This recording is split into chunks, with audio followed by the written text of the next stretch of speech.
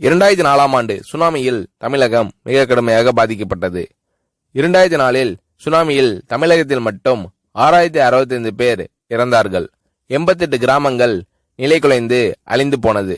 இந்த சூழ்நிலையில் அம்மா அவர்கள் எடுத்த நடவடிக்கையால் 10 கிராமங்களுக்கு ஒரு அமைச்சர், ஒரு IAS அதிகாரி, ஒரு PRO என்ற ஒரு குழுவை அமைத்து உலக வரலாற்றிலேயே இது போன்ற மீட்பு நடவடிக்கை இருந்திருக்காது என்ற அளவில் 3 நாளில் பாதிக்கப்பட்ட கிராமங்களுக்கு மின்சாரம் வழங்கப்பட்டது.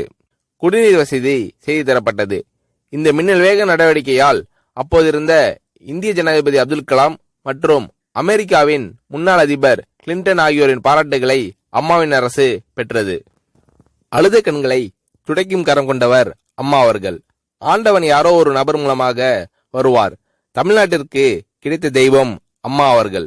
சுனாமியில் பாதிக்கப்பட்டவர்களில் 40 பேருக்கு 2 குழந்தைகளும் சுனாமியில் இறந்து விடுகிறது. அந்த 40 பேரும் ஏற்கனவே கருத்தடை ஆபரேஷன் செய்திருக்கிறார்கள். பெற்றோர்கள் மட்டும் உயிர் பிழைத்திருக்கிறார்கள். உயிர் பிழைத்தவர்களுக்கு இனி குழந்தை கிடையாது என்ற நிலையில் அவர்களுக்கு கருணைவு ஆபரேஷன் செய்து அவர்களில் பல பேருக்கு குழந்தை பிறந்து அந்த குழந்தைகள் இன்று பள்ளிக்கு சென்று கொண்டிருக்கிறார்கள். நாகப்பட்டினத்தில் அம்மா அவர்கள் மீனவர்களை சந்தித்த போது மீனவர்கள் கதறி அழுதார்கள்.